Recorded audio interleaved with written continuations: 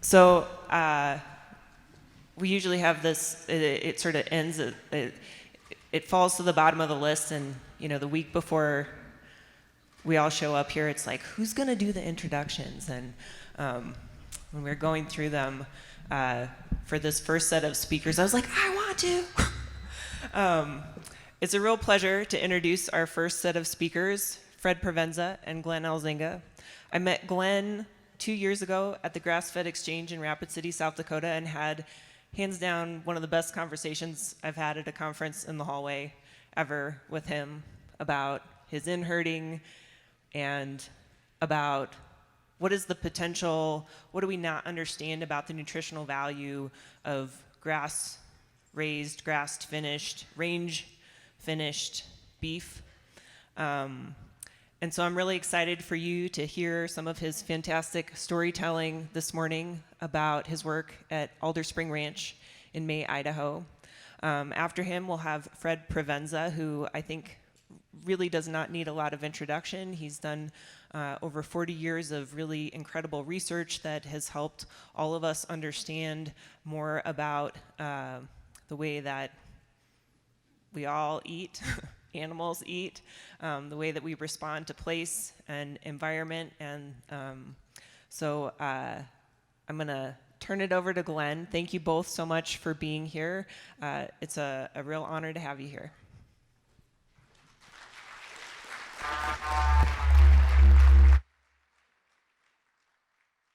Thanks a lot, Sarah. Can you hear me?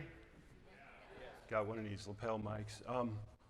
You're probably wondering why I'm not on the stage. It's because of my height. There's no air up there. So I'm down here now.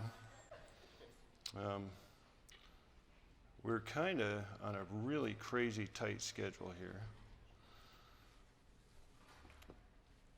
And we're going to cover a lot of ground really fast. Which way do I point this thing? Just hold it up in the air? Okay, cool. Thanks a lot, Sarah, for just inviting Fred and I here. It's just really an honor to be up here. I'm really excited to share with you folks. I was down here last year for the first time, and I was kind of blown away with the diversity of people here, and it's going to be wonderful to talk about what Fred and I are kind of passionate about. It's about nurturing health from the ground up. I've been for about 27 years to talk about the how. Fred's going to talk about the why. And I'll just get you started with a little story about my front door. This is a view out our front door of our house, right in the middle of Alder Spring Ranch in Passamaquoddy Valley of Idaho. And we have a little walkway that comes up along that jack fence, and it comes up to the front door. And I'm looking out the window because I hear dogs barking, and there's a person coming up, and I don't even recognize him. He's just kind of marching right up to the front door. And I'm like, what is going on? All of a sudden, I recognize him. And I'm like, holy cow, it's my neighbor. And you're thinking, why doesn't this guy know his neighbor? It's because he's never been to my house, okay? He's been a neighbor for 14 years, and he's never been to my house. I've never been to his house. His name's Scott. And he's coming. He's got purpose. He's coming. And the other thing about Scott is he's called me quite a few times on the phone, even though we've never been over each other's house. And he's always got some lawsuit he wants me to join with him in. Now, I'm getting real creeped out because he's got papers in his hand, and I'm like thinking, it's my turn. He's going to sue me. I open the door and say, Scott, how you been? Give him, my best happy voice. And he says, good, Glenn, can I come in? I said, sure, come on in. So he comes in, and he got the sheaf of papers. He starts handing it to me. I said, what do you got here, Scott? And he says, I got a pile of soils tests from the past 5 years. And I'm wondering if you could tell me what they mean. I have no idea what they mean. And I said, dude, man, I am not a soil scientist. That's for those weird soils geeks. Nicole, are you here? Yeah, okay. So I'm going to have to call Nicole to get these things or something. But anyway, I said, I'll take a look at them, see what I can come up with. And he said, the reason I'm bringing them to you is because, well, I've been kind of stressed out because, I've owned this ranch for 20 years, and more often than not, I lose money in this place. And I'm hoping you can tell me how to make money. I'm hoping, if not today, you can call me. If not, then you can come to my house and tell me how I can make money on the ranch. And I'm like, why would I be able to tell you how to make money? He said, because you look like you're making money. So first of all, I think he didn't mention this, but my wife is kind of the bean counter.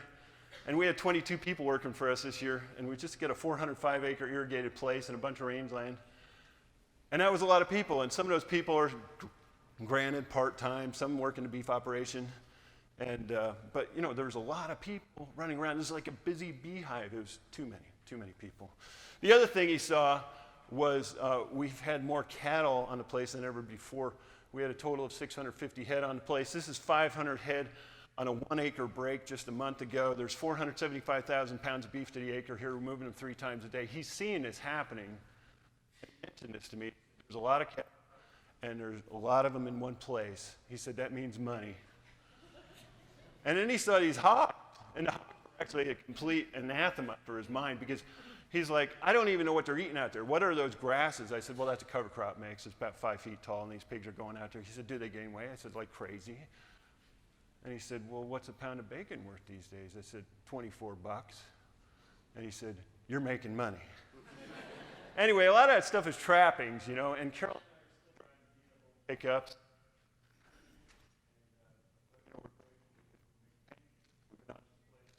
Ranching now. Ranching since '92, and we're still making her.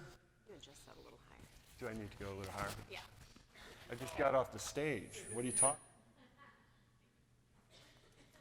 Am I fading in and out? Fading in and out. How about now? No. Maybe I ought to grab a handheld. What about a handheld? Yes. Yeah, handheld's fine.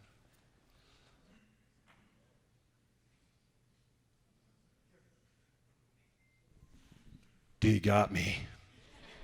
All right.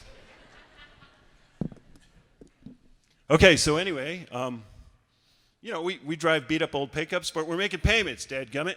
We're still on the place. We're thankful, and we're making progress. We're excited about that. He did a lot of research on us because he actually competed with us for this place. Hardcore. He did his homework. He knew we had no inherited equity. He knew we had no ranch experience. Carol's got a PhD in plant ecology. I'm a forest ecologist by background. He knew that our ranch looked just like his, monoculture of alfalfa. He knew that there was no outbuildings here. Now we got about a dozen of them. And buildings aren't a really big deal to me, but this was all sagebrush when we got the place and we built all this place. So anyway, then there's stuff that Scott didn't know. Our average daily gain was up 200%. We're at 1.7 pounds for years. Now we're as high as 3.5 pounds a day on big capacity yearlings. Average daily gain on rangelands was up by 250%. Our carrying capacity had doubled. Our home soil organic matter, we just took a 10-year test here about several months ago. It was up by 250% from 2.45 over the entire ranch. This is over many samples. And now we're averaging 6.7. Our biggest field, which is a huge center pivot, we're at 7.3 right now. We just did a Haney soil health calculation for the whole place. We're at 52.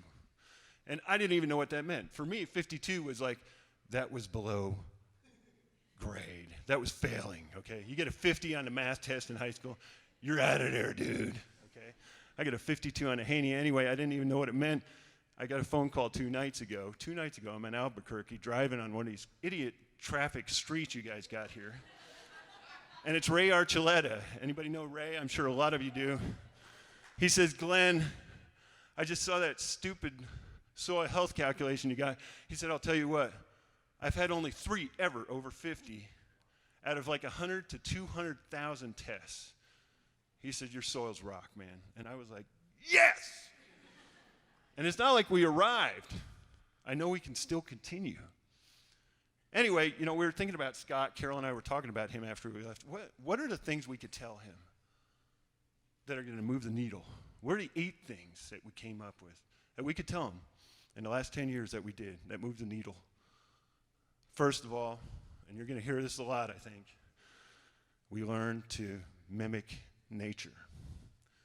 And, you know, we figure if God made this stuff, it's just plain hubris for us to do something different or do something against that natural order. So we first brought it to the home ranch. That's where we needed the most education. we started to hire animals. And I know a lot of you are thinking, well, we hire animals. They graze, they harvest. But we need to hire animals for more than that. We need to create disturbance with animals. These pigs, actually, we take them in places where we need vegetation adjustment, like where we have like heavy quackgrass stands. We'll put them in there. They'll actually dig down, follow these quackgrass rhizomes out until they're gone. We'll put in a cover crop.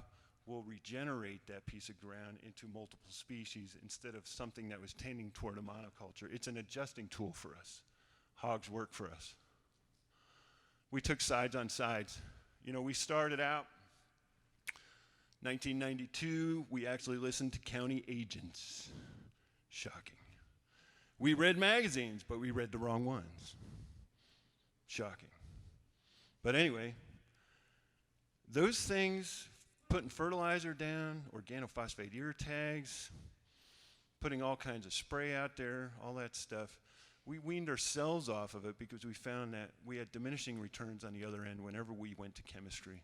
Sides as pesticides, fungicides, herbicides. So in 2003, we jumped off the cliff, became certified organic on 47,000 acres. And we haven't looked back since. In about 5 years, we start to see our productivity increase. And then we hit the exponential part of the S-curve. We started out on this place with about 3 species. Now we're up to 60 on our home pastures. And diversity is huge. Fred's going to spend a lot more time on that. It's kind of his kind of pet thing. He's going to talk a lot about diversity today. Enterprise stacking. Everything you see in nature, guys, stacks enterprises on top of each other. Why aren't we doing that? Why would we just have cows out there? So it really struck me, you know, when that hit us like a ton of bricks and we started adding all those other species in there. They complement each other and they complemented the soil under their feet. There are sheep behind the cattle, and we have pastured poultry behind the sheep. Minimize iron. You know, there's some kind of weird psychological thing associated with iron. I don't even fully understand it, but I used to have it. If you have $250,000 of iron in the shed that you're making payments on, it's very difficult to walk by that and not start it up. Anyway, we found that every time we use iron, we expose soil to the air, to the sun, and whenever you do that, you're losing. And we thought, you know what? We're going to put all that crap on Craigslist, and we did. 2 weeks later, it was gone. We got a little garden tractor left and a backhoe. And other than that, you know, we do some custom hay work with the neighbors. They're happy because they got to make payments, right? So they're happy to come over. They're happy to do a little tillage for us.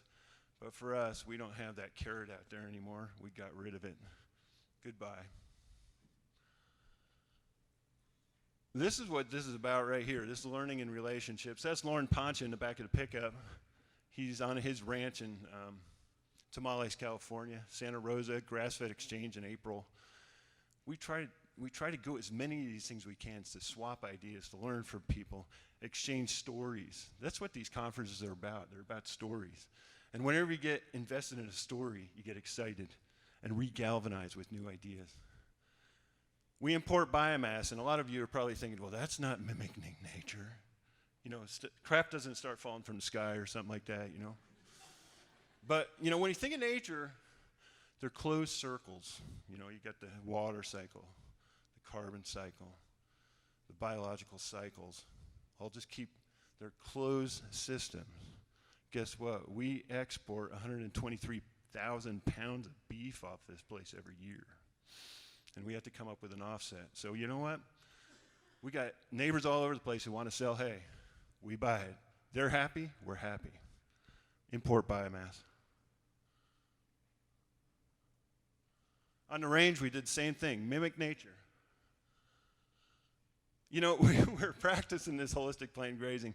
It started out as management-intensive grazing with Jim Garish in 1992. Then it kind of became holistic plain grazing as we learned new things. And we never employed that on the range. It's like, why wouldn't we?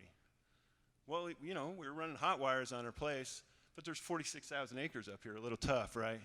So then we came up with this thing called in-herding, and some of the folks in the room, these folks right here, have done it with us, and we herd about 400 head of beef all the way across that range. and it's 2 or 3 people. They're basically the hot wire. We can intentionally graze our entire rangeland now. Our riparian areas are going crazy. We have aspen stands, beavers coming in. Our uplands are even showing up with new plants that we've never seen before because of HPG on a rangeland scenario. And that brings even more diversity. We have 2,000 native plants up on this range. I have no idea what that is, but my wife's a botanist, she does. And 550 of those are edible. And within herding, we can take them up to eat that vegetative diversity and actually manage for it. Exchange our soils. So there's hope in health. There's hope in health on the range. There's hope in health on our home place, on the irrigated ground. But there's also hope for families. These are my daughters. You know, I don't have any sons. I get a son-in-law. And some of you think this is funny. And I didn't really think it was funny because I was actually praying when Carol was pregnant with her first kid, God, please don't send me girls. Guess what? People actually say, are you going to have another one? Biologically impossible. Anyway, they're smiling because they got a snarky son-in-law. One of them is married to this guy, and he's trying to make them laugh for the picture. But I think they're also smiling because they know, all of them know that they can come back to the ranch after they invest in their own future. They intern for somebody, work for somebody, go to school or whatever. They can come back. There's places for them. My neighbors, on the other hand, say something different. They say, hey, my kids can't come back. And now I can't move the slide. There it goes. Ooh. And, you know, I want to tell them, but they don't want to ask the questions. The other thing is, I know that what we're doing is a benefit for the planet. And, you know, that didn't really strike home to me until I gave a talk in this town. This is Sun Valley, Idaho. Ketchum, Idaho. I gave a talk at the Ketchum Community Library. And this is like environmentalist stronghold. These guys hate cattlemen. They hate public lands grazing. But they wanted me to do a presentation on regenerative grazing on public lands. So I talked to them. They listened. They did great. And about 3/4 of the way into it, I mentioned soil carbon. And here came the shocker. It got really quiet in there. And I thought, they're either sleeping or intensely bored. But at the end of it, several people came up to me. One old gal was just actually crying. And I said, what is the deal with you? Why are you crying? And she said, I have never met a rancher or a farmer who's been concerned about the climate, who's been concerned about carbon. You're the first person. And now I have hope because I love you guys. But none of you had any hope. That got my wheels turning. I thought, if my soil organic matter is up, what about the carbon? I had no idea. So it's time to call in the gurus. I called in all those wacko people that get intensely focused on things like dirt. Fred's not quite that wacko. He's going to talk to you. You're going to think he's a very good, calm guy. But anyway, Nicole, she's here. You know, you can talk to her. She's a little intense about these soils guys. All these guys are. But I called them, and, you know, they all gave me much more than the time of day. They wanted to solve the problems with me. It was really exciting to work with all these guys. And gals, Nicole. And, you know, all of them said, hey, Glenn, why do you want to be concerned about carbon anyway, dude? Why just carbon? Because they said you need to be thinking holistically here. You need to think about health, not just carbon. So Peter Donovan especially just hammered me on that for about an hour on the phone. And he said, Glenn, the carbon is really indicative of a soil sponge. And I was like, yeah, whatever. I didn't really get it. Until one day I took a shovel and walked over to Scott's place next door to me, dug some holes on his place. This is taken in daylight. I did not do this at night. He gave me permission, okay? So then I went 200 feet over on my place, same soil series. I got the maps and dug a hole on my place where I was getting 7.3 organic matter. I want to see what it looked like. I took Scott's soil, held it in my hand. It sifted like sand through an hourglass between my fingers. He had the same moisture regime that I did, same soil series. Went over to my place, grabbed a piece of that dirt, and it didn't leave my hand. And this is the weird thing. I squeezed it, and it actually squoze a little back. And I'm like, holy cow, Spongeville. I got excited. I started to actually see why some of those soils people are kind of weirdly excited about soil. I got into it. Anyway, so then I started fiercely reading, and Peter Donovan's got a really neat PDF book called Soil Carbon Calculations. Anyway, I started calculating what my sponge was. So in CO2 equivalents, I figured out that over the past 10 years, we put down 2,200 metric tons of carbon on our place. Figured out the range. This is what a range used to look like before we started doing holistic plant grazing up there within herding. This photo point is taken 10 years later, same spot, exact same spot. And it's because we're controlling our cattle now and actually regenerating those creeks. Anyway, soil carbon sponge on the range, just on riparians, we have yet to do the uplands, is 12,500 metric tons in 10 years. And these are really conservative numbers. Really, they're generalizations, because I didn't want to go to the bank with these numbers. I just want to know for my own benefit where I stood. So anyway, per year, 3,400 metric tons of CO2 sequestered per year, 2,200 tons emitted annually. And I went really conservative, and I calculated my methane emissions from cattle using the most conservative numbers. But the cool thing was, I was 1,200 tons in the black. I got excited. It was a carbon win. My soil sponge was growing, my land wellness was secure, and that meant when it rained, it stayed in the ground. When the sun hit it, the water stayed in the ground. It wasn't only ecological, I was getting production measures. I told you about my ADGs, I told you about my capacity. My water bill had dropped on irrigation. So, we could take all this cool stuff at home and just put it in our back pocket and sit on it. It's called resting on your laurels. Okay? But what I want to challenge you today about is what Sarah was talking about up here. We are responsible, as people interested in regenerative, people practicing regenerative, we're responsible to get out there and share these stories. People like Will and Deb, they've already shared these stories. They're going to do it again and again and again because they're passionate about it. We all need to do this. Because here's the deal, guys. The other side, Eat Lancet is saying, hey, we need to get into a plant-based protein source and quit eating meat.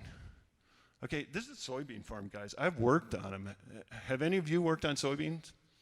I've worked on soybean fields for quite a few years, run combines and tillage, and that soil between those rows of plants is a biological desert. There's nothing alive in there. There's no worms. There's no organic matter. The soil is just a medium. It's dirt. It's a medium for amendments. It's hydroponics, okay? And they're saying using this medium is going to replace meat protein. And we need to stand up for what's right here.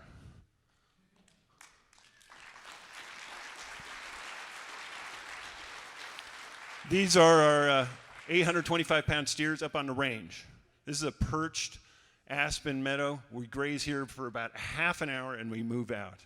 It's biodiversity run amok. I just want you to compare protein sources here. Biological desert, biodiversity run amok, okay? Even our home place. I know for a fact that up here is gopher heaven. We got several badger dens over here. We've got several fox dens over here.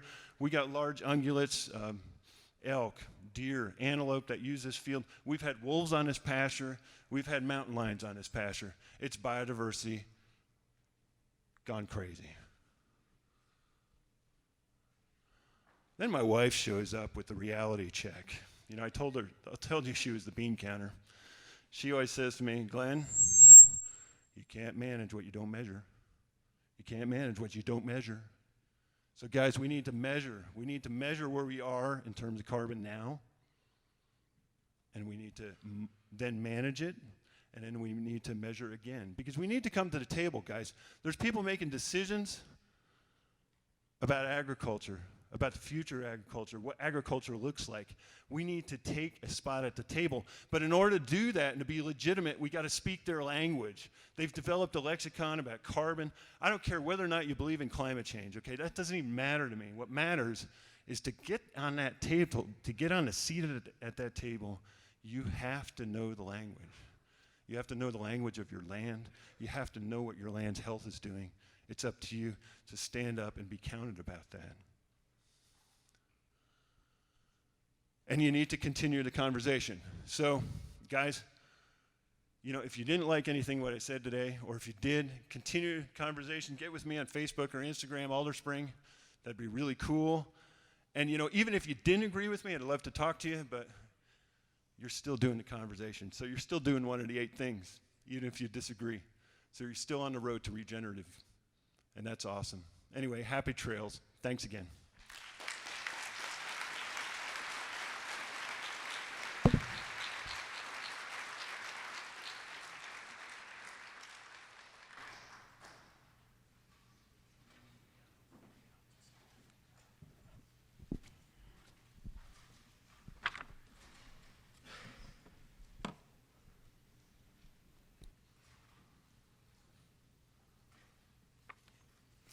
Well, it's an honor to be here with all of you folks again. I see a lot of faces from back in the days, and what I'd like to do today is, as Glenn was talking about, I want to talk about plant diversity. I want to emphasize that and its relationship to health as I go along here.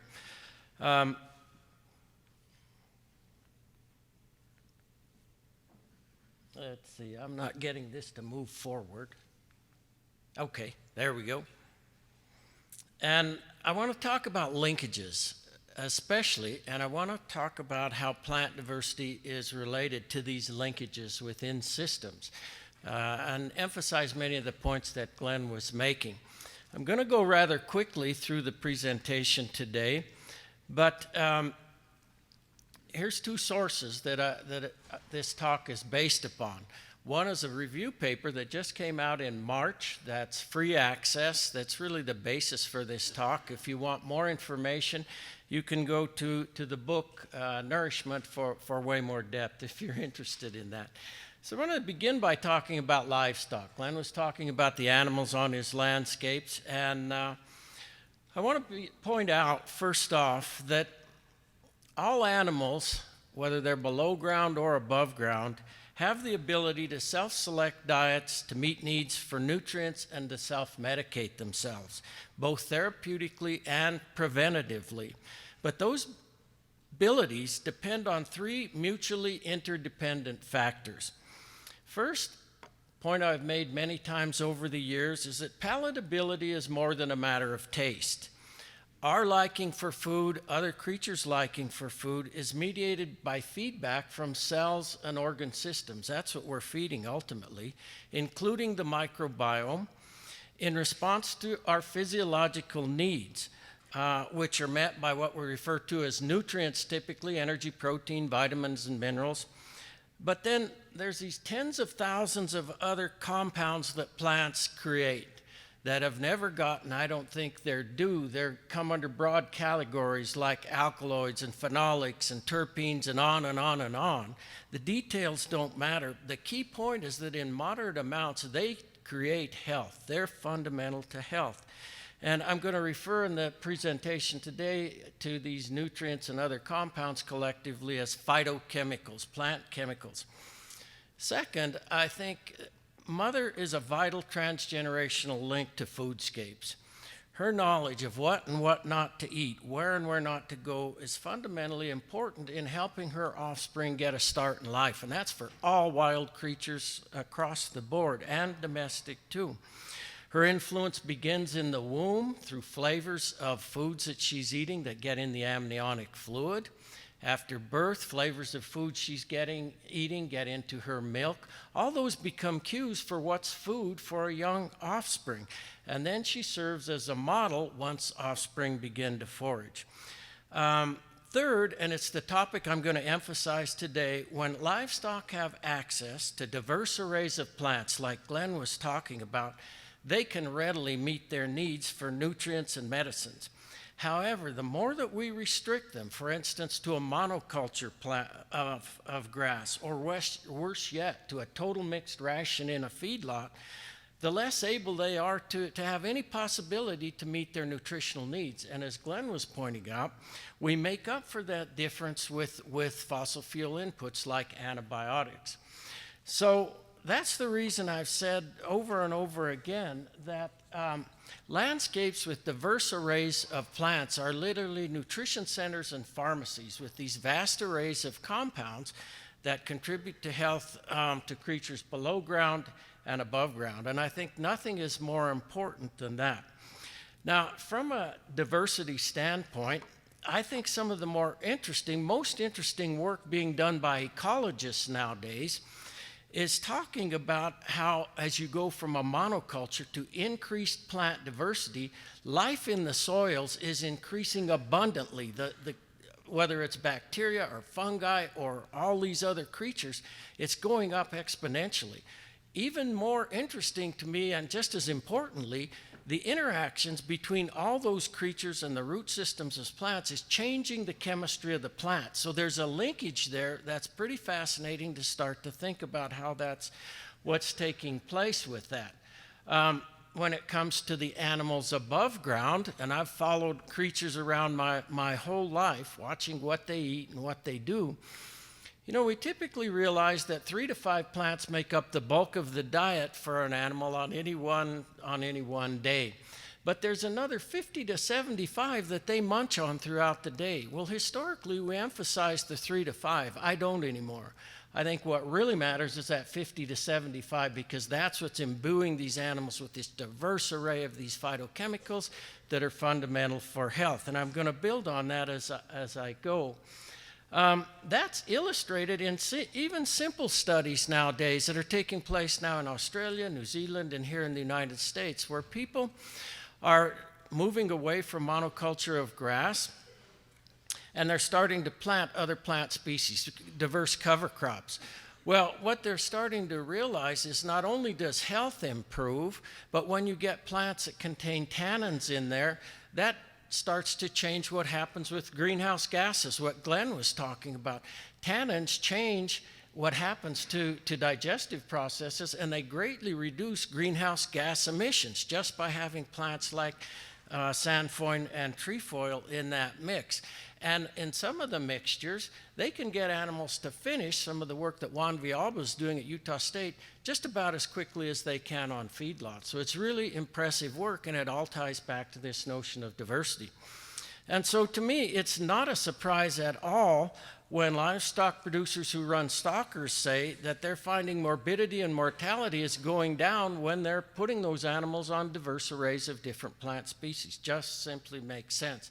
And of course, that was the point that Glenn was making throughout his presentation related to diversity and the wonderful things he's doing with in herding, which is what Michel Méret and I were emphasizing in this book on shepherding practices in France. It's absolutely phenomenal when you start to work in that way with animals, what can be done to enhance landscapes as Glenn has done. And then that starts to link in with human health, which is what I want to talk about now. And we know that the foods that we eat have changed in 2 fundamental ways during the last roughly 100 years. The flavors of meat and produce have gotten blander. That's not news to anybody, but it's stunning to realize the degree to which that's occurred. At the same time, processed foods have become unbelievably delicious for people. So we've disincentivized real foods. It's no wonder kids don't want to eat vegetables. They aren't worth eating, basically, huh? They have no flavor. We've disincentivized real foods at the same time the processed foods have really taken off. And that's put us into quite a problem. So I want to reflect on that, and I want to start with ideas that come out of ecology. For 50 years, ecologists have been studying how resource availability in the environment, sunlight, nutrients, and water, influence what happens in the development of soils and how that relates then to the diversity of plants and the chemistry of those plants. It's actually a fascinating really powerful literature related to everything that's done in regenerative agriculture. That work shows, for instance, that you can take the very same plant species. I've got 4 here that berry-producing plants up in our part of the world in Montana nowadays. You can take those plants, grow them on different sites, and you're going to have totally different chemistries being manifest in terms of the leaves, the stems, and the berries on those things. So it's just showing how resource availability affects plant chemistry, affects palatability. Regardless, though, of where plants are growing, native plants have a tremendous richness of phytochemistry. And we've moved away from that, I would argue, in terms of what we've done with produce.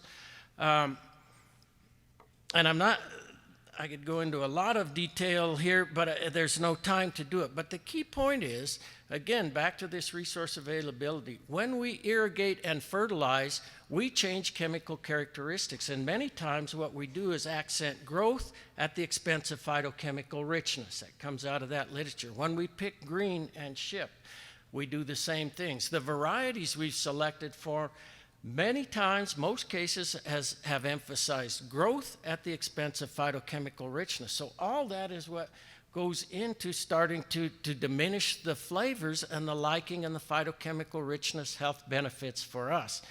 That starts to scale up as Glenn was talking then when we think about how resource availability affects plant chemistry and diversity. That's going to influence the diets that animals can select. And that's going to influence the quality of meat and cheese and milk.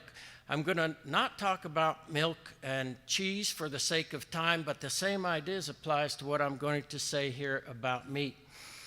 And we know that the flavor of meat depends upon the diets animals eat. If any of you have ever hunted animals, whether it's grouse or deer or elk or whatever it is, you know that the place that you shoot them, the time of season that you shoot them, what they're eating is going to have a huge influence on the flavor of the meat.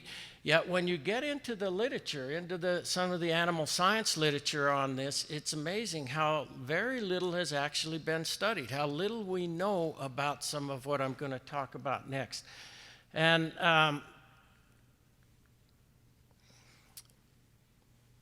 this old trapper, Ferris here, William Angus Ferris, I think really nails so many points. And I actually can't see those quotes from here, so I was going to read them. But his key point is, okay, so they're out there hunting all the time, right? And he says, as those bison grew fat, the people grew hardy and fat as well. Their health improved. But he goes on to talk about the flavor of those bison and how the richness of the flavor of the meat, how they didn't need to eat anything else. They could live solely on bison. Think of that. Think of eating meat even if you're a carnivore type, eating meat day after day after day. He said they never got tired of it. They didn't need vegetables or anything else to go along with that. That's pretty stunning what he's talking about there. And I think bison eat a tremendous array of different plant species. Where are they getting their vegetables? They're getting their vegetables from the phytochemicals that get into the meat and into the fat, is what I would argue is happening there. Now, I want to preface my remarks by pointing out that anytime any one of us eats a meal, we have what's referred to as a postprandial inflammatory response. And it depends on the kinds of foods and the mix of foods that we eat. Low-grade systemic inflammation is linked with cardiovascular disease and cancer. That's what's talked about all the time in terms of our health. In humans, then this is a study that's up there, postprandial inflammatory responses are very high for meat from cattle fed high-grain diets, but virtually non-existent for meat from kangaroos who've been eating phytochemically rich diets. That's an amazing, amazing study that was done in Australia several years back. Now, those phytochemicals confer the same health benefits to us as they do to herbivores who eat phytochemically rich diets. dampening oxidative stress and inflammation linked with cardiovascular disease and cancer. The benefits to us accrue as rich arrays of phytochemicals in kangaroo diets become biochemicals in meat, become our bodies, not unlike when we eat phytochemically rich fruits and vegetables as well as herbs and spices. There's a really nice literature that makes the point of how valuable herbs and spices are for our, for our health. Not only do they enhance palatability and satiation, they also have very important health benefits. And I think the making of pemmican was a part of that as well. There's studies just published in Morocco that show even for processed meats over there, they don't have increased rates of cancer. Why? They're arguing because it's the way they process those meats, and they use a lot of herbs and spices in that processing part of it. So, to me, it's amazing that the study of kangaroos versus cattle is the only one ever done to compare inflammatory responses of people to meat from animals fed different diets. The only one ever done on this planet. And obviously, we don't know how much of that effect was due to the animal and how much was due to the diet. So, in collaboration with human nutritionists at Duke University, we're in the process of comparing fake meat with meat from animals in feedlots, with meat from animals eating phytochemically rich diets. Glenn's involved in this work. We're doing clinical trials with people to assess how phytochemical richness of the diets of livestock affects the flavor and biochemical richness of meat, satiety, and human health, including oxidative stress and inflammatory responses to different diets in clinical trials. The last topic that I want to touch on, and I'll go quickly here, has to do with linkages. And there's a lot of debate. There's a lot of debate, Glenn referred to it at the last, about how palates link our diets with landscapes.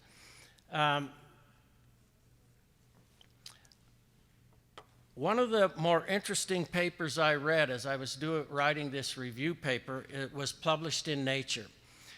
And what they were doing is making projections forward to 2050, and they were pointing out population increases and what we would expect in terms of greenhouse gas emissions. They were especially emphasizing if the world moves as we did in the US toward highly processed diets, and they're saying that's going to be not good in terms of climate.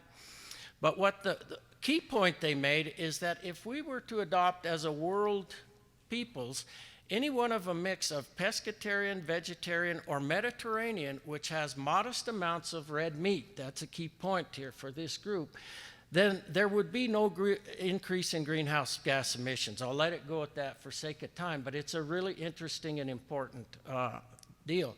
As all of you know, livestock are in the crosshairs nowadays in terms of emissions and so forth. A key point I would like to make on this slide, though, is simply that 5% value there in terms of cow belches and so forth can be diminished depending upon the diets that the animals are feeding. I mentioned the tannins and the importance of tannin in reducing emissions. Depending on practices, it's true a plant-based diet can have a lower environmental footprint than a meat-based diet. But many factors affect those outcomes, and when their footprints, expressed as land use for production and greenhouse gas emissions, are calculated to consider essential amino acids, animal foods are similar to most plant foods because animal foods better meet needs, and that means we can eat less animal food to do that. It's key points relative to this that I think are really important. I think it's also important to note, as they did in Project Drawdown, of 80 ways to mitigate climate change, regenerative practices collectively rank #1 in terms of ways to do that. And that means livestock involved with that, right? So I'm going to conclude here with a couple of thoughts. You know, most, in the US anyway, that's not true worldwide, but in the US, most people don't own farms, right? 1% of the people do, nor do most people have intimate relationships with growing or hunting or gathering their own food. But the point I want to make, anybody who owns a plot of ground can nurture biodiversity. This is our 1.5 acres in Innis, and the head gardener and I have a small lawn, quote, infested with clover so we don't have to fertilize. Throughout most of the property, we encourage native grasses, forbs, and shrubs to create diverse plant communities that transform seasonally, like the ever-changing colors and shapes of a kaleidoscope. We grow vegetable, herbal, and medicinal gardens, and we'll be adding bees and chickens in 2020. Due to our covenants in our subdivision, we're not allowed to have sheep or goats or cows, but we encourage pronghorn and deer to come into our farm to forage and fertilize the grounds. We protect with electric fence the 100+ shrubs that we've planted around the perimeter to grow native berries, and for us and for the birds. To our eyes, this diversity is beautiful and valuable, but it'll take a transformation of consciousness for most people to see the beauty of diverse mixtures of native plants and what that means for health. That transformation of consciousness like that could also alleviate inputs of pesticides, herbicides, and fertilizers people now use to weed and feed lawns, not to mention the huge amount of fossil fuel and waters that we use to irrigate lawns. So Aldo Leopold said there are two spiritual dangers in not owning a farm. One is the danger of thinking that food comes from the grocery. The other is thinking that heat comes from the furnace. And he says to avoid the first danger, what we need to do is to grow a garden. To avoid the second danger, you lay a split of wood that you've cut on the andirons and let it warm your shins during the winter, huh?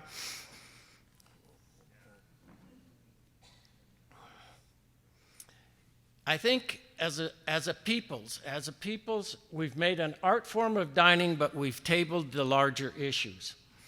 Eating is participating in endless transformation as plants and animals are ingested. As I eat, the energy and matter in these beings, they're all beings, becomes me, which in the flicker of an eye will be transformed itself. In pondering this mystery, we may come to realize that all life is sacred.